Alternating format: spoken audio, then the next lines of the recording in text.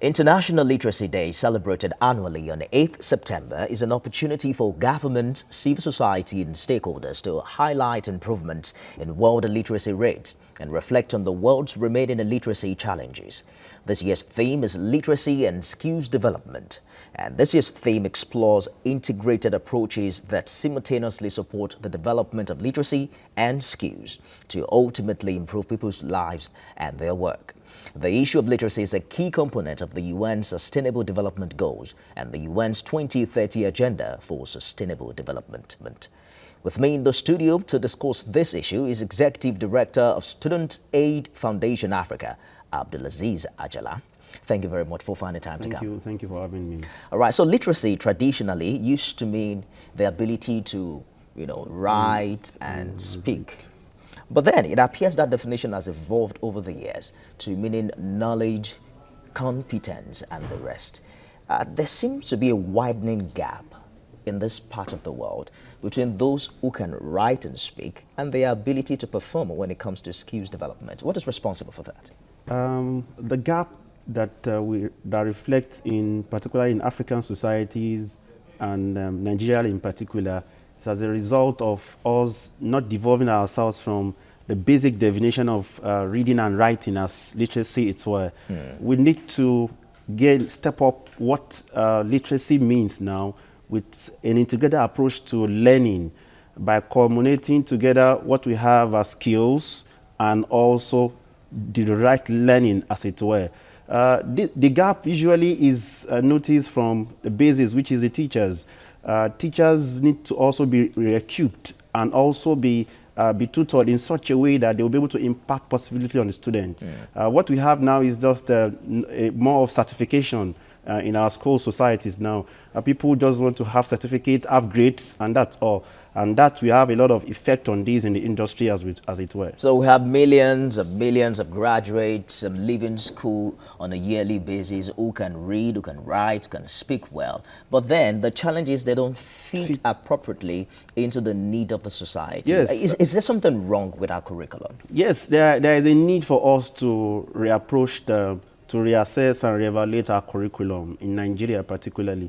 Because the curriculum is the bedrock of learning, as it were, in all educational institutions. So when the curriculum is drawn in such a way that it only impacts an area of certification, it only impacts about grades that you have, then when there is a drift between certification that you have and what you can offer, the value you can put on the table in the industry. This is the major problem that we have. And if we can do this, the policymakers in education, the civil society groups can sit down and try to reevaluate our policy in education. This will be able to change the narratives in Nigeria. The challenge I personally have in the tertiary institution was the inability to translate what I was being taught with reality. So I studied agric in school and I never visited the farm until about the third or fourth year. And then I'm wondering, what's the essence of spending so many years in school without learning, as it were? How long is it going to take us to revamp the system? To revamp the system actually need government intervention first and foremost. And we now talk about public initiatives. The government must first and foremost take the bull by the horn. As defined by the SDG Goals 4, there's a need for us to approach education with the right perspective, that is giving a quality education. And that is first and foremost about funding. Early this year, April 2018, there is a global campaign for quality education. We call it GAWI 2018. And the essence of GAWI 2018 is that we should have fund our future. Funding, that if you look at the allocation of the budget in the country this year, as far as education is concerned, it's quite low as far as international standard is concerned. So there's a need for us to see government funding the education. Then two, we now have to move to the next level, which is the partnership between the private and the public. And that is when individuals need to see that now we need to reevaluate the educational system. And how do we do this? First and foremost, we have in other climes of the world, what we are doing in this world is about going to about 4 years in university education. What your first year is, you're doing in university is that you are acclimatizing with what you are studying. By the time you are in the second and the third year, that is when you actually know what actually you want to study, and you need to adopt the necessary skill, the requisite skill for you to be able to achieve as the best student in that particular field of study.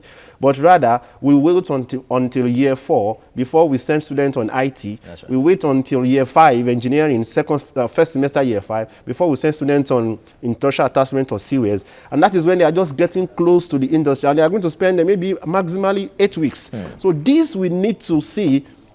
We need to call experts in the industry and also call educational experts. Let us sit down together and let us form a robust curriculum studies that will best suit the students. If you look at the level of literacy in Nigeria now, it's about 59.1%.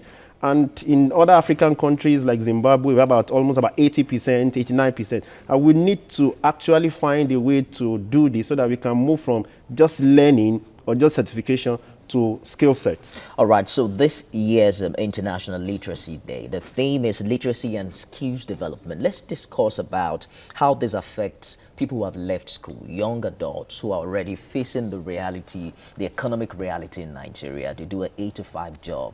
They probably don't have an off day. And then it's all about putting food on the table. How do they embrace that learning skill to develop themselves? Learning is a continuum process. It's a continuum. You learn from cradle to grave. You continue to learn.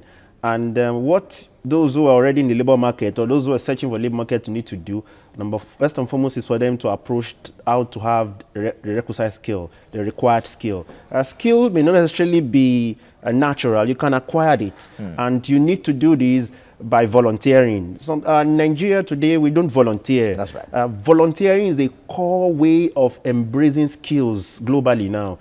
You need to look at industries that best suits you. Look at what you do as if you sleep or you breathe air. So volunteer in those areas. Not necessarily about having financial rewards, and you can actually have the requisite skill. Another thing we can also do is that people can take off time at work, take your leave, go and do an intern. There is nothing wrong for you to do an intern in what you feel you have a deficit or a gap in what you study or what you are doing. And there are courses where people can also do. There are employability studies. People get to know about how I can become employable in the labor market. Thousands of millions of graduates are out there, but they are not employable. If you just do an interview for them, they will not be able to meet up. So what you need to do is embrace employability development, get the requisite skill that you need to be able to perform on the job. Because most employers today will tell you, I'm sorry, you may have 2-1, you may have first class, but what I want from you is that what value are you putting on the table for me as far as my company is concerned? How feasible are these ideas in an economically harsh environment? You talk about the deficit of volunteering.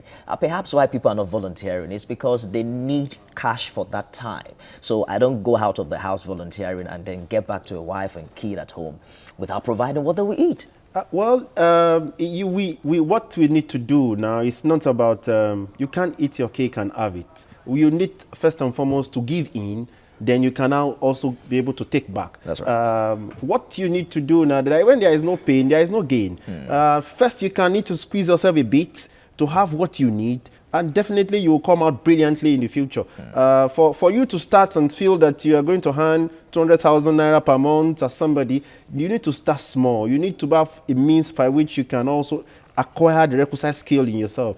And this we need to know that, like they say, Rome was not built in a day. So you need to first and foremost see a way by which you can have that. Once you have that, you will see, like they say in the local parlance now, that now then they rush us. You see people who job employees. At that time, cash will be rushing them. The cash will be rushing you. It's all right. Executive Director, Student Aid Foundation Africa, AbdulAzeez Ajala, thank you very much for sharing your thoughts on this. We'll move on.